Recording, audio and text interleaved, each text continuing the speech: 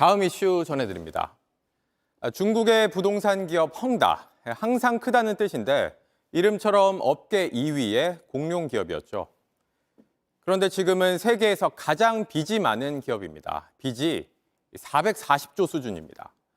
헝다는 중국 부동산 붐과 함께 컸습니다. 단순하게 설명을 해드리면 돈 빌려서 땅 사고 아파트 지은 다음에 비싸게 팔아서 막대한 돈을 벌었습니다.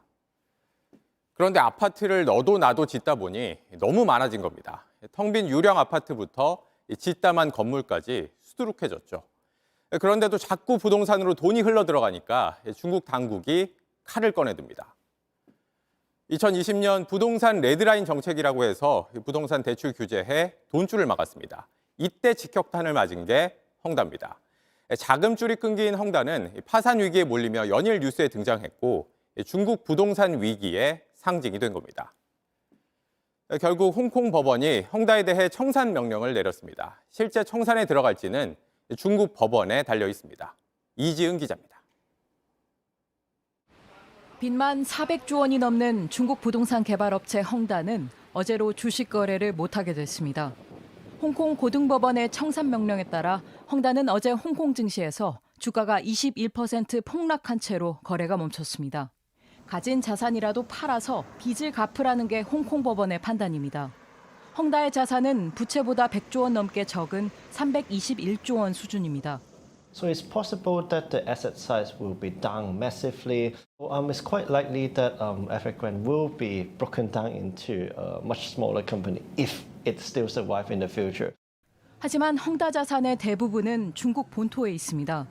중국 본토 법원이 홍콩 법원의 이번 결정을 받아들여야 중국 내에서도 효력이 생깁니다. 그 전부터 헝다가 자산을 먼저 팔 가능성은 낮다는 관측이 지배적입니다. 결국은 그 이해 당사자, 금융기관이나 채권자들이 그 부담을 나눠지게 되는데 그걸 어느 업권에서 더 많이 지게 될 것인가에 대해서는 계속 불확실성이 있는 거고 그거는 헝다를 넘어서 중국의 금융권이나 기업들 전체에 중국 부동산 시장은 중국 GDP의 25%를 차지합니다. 지난 2021년 헝다에 이어 지난해엔 중국 최대 부동산 회사 비구이 위안까지 디폴트를 선언해 살얼음판을 걸어왔습니다. 현재 헝다가 운영 중인 부동산 사업장만 약 1,200곳입니다. 점진적인 구조조정을 해온 터라 중국이 청산 명령을 당장 받아들이는 건 중국 경제 전체에 부담일 수밖에 없습니다. JTBC 이지은입니다. 안녕하세요. 뉴스룸 앵커 최재원입니다. JTBC 뉴스룸을 시청해주신 여러분 고맙습니다. 더 많은 소식은 JTBC 뉴스 채널에서 만나보시기 바랍니다.